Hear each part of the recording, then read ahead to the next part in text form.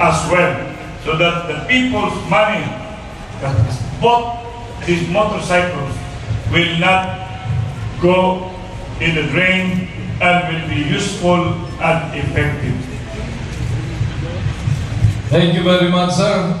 With the turnover, symbolic turnover of our keys and final turnover of the motorcycles that was given for the enhancement of police operations of the Cebu City Police Office, we would like to express our gratitude and commitment to serve and protect the people of Cebu City.